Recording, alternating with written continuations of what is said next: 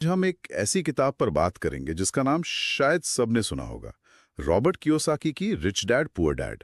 कई लोग इसे एक बेसिक किताब मानते हैं, पर आज हम इसके कुछ आइडियाज में थोड़ा और गहरा उतरेंगे। बिल्कुल।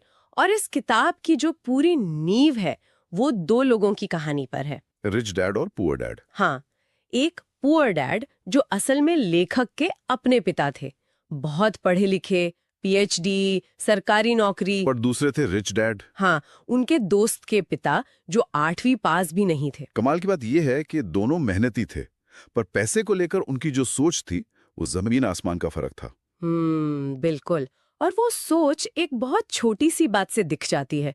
पुअर डैड अक्सर कहते थे, मैं ये नहीं खरीद सकता। और बात वहीं खत्म। हाँ, बात खत्म, दिमाग बंद। लेकिन रिच डैड कहते थे कि ये सवाल सोचना एक तरह से दिमागी आलस है। अच्छा। वो कहते थे, ये सवाल पूछो कि मैं इसे कैसे खरीद सकता हूं। तो एक स्टेटमेंट है और एक सवाल है। एग्जैक्टली। पहला आपको रोक देता है, दूसरा आपके दिमाग को काम पर लगा देता है। वो आपको रास्ते खोजने पर मजबूर करता है। और शायद शायद यहीं से उनका वो सबसे फेमस सबक आता है कि अमीर पैसे के लिए काम नहीं करते। सच कहूं तो ये लाइन सुनने में बहुत अच्छी है, पर थोड़ी फिल्मी सी लगती है। मतलब कैसे? हाँ, ये सुनने में थोड़ा अजीब लगता है। और इसी को सिखाने के लिए रिच डैड ने एक बहुत ही इंटरेस्टिंग काम किया था। उन्होंने लेखक और उनके दोस्त को अपनी एक दुकान में काम पर रखा, ओके। सिर्फ 10 सेंट प्रति घंटे के लिए, जो उस वक्त भी बहुत ही कम था।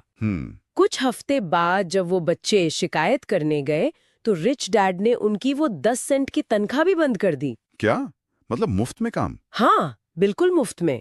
कोई बच्चा क्यों करेगा ऐसा? क्योंकि रिच डैड का पॉइंट ये था कि वो उन्हें सैलरी के जाल से बाहर निकालना चाहते थे। वो चाहते थे कि बच्चे पैसे के लिए काम करने की बजाय पैसे कमाने के मौके देखना सीखें। और फिर उन्होंने वो मौके देखे भी। हाँ, वही हुआ। उन्होंने देखा कि पास की एक दुकान वाला पुरानी कॉमिक्स को फेंक देता है। और यहीं से उनकी वो फेमस कॉमिक बुक लाइब्रेरी वाली कहानी शुरू हुई। बिल्कुल। उन्होंने वो फेंकी हुई कॉमिक्स उठाई, अपने घर के बेसमेंट में एक छोटी सी लाइब्रेरी सेटअप की। और दूसरे बच्चों से एंट्री फीस लेने लगे, शायद 10 सेंट। सही।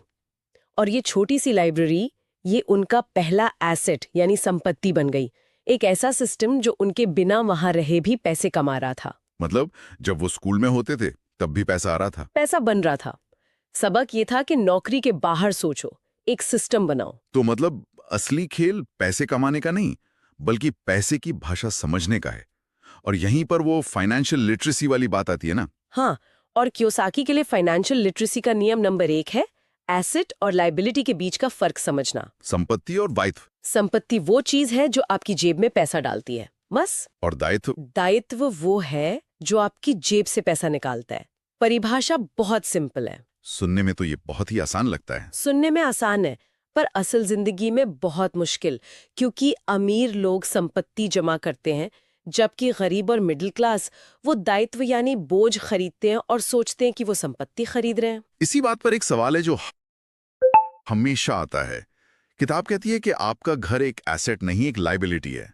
लेकिन भारत में तो मतलब ज्यादातर परिवारों के लिए अपना घर ही सबसे बड़ी संपत्ति, सबसे बड़ी सुरक्षा होती है। ये बहुत बहुत जरूरी सवाल है और यहाँ बारीकी को समझना होगा। कियोसाकी का मतलब ये नहीं है कि घर मत खरीदो। उनका पॉइंट कैश फ्लो का है। कैश फ्लो मतलब पैसे का आना जाना। हाँ, जब आप घर में रहते हैं तो वो आपकी जेब से पैसा निकालता है। लोन की किश्त, मेंटेनेंस, टैक्स। लेकिन उस नजरिए से वो एक दायित्व है। राइट। उनका तर्क ये है कि पहले ऐसी संपत्तियां बनाओ जो इनकम जनरेट करें, जैसे कोई छोटा बिजनेस, स्टॉक या किराए पर देने के लिए प्रॉपर्टी।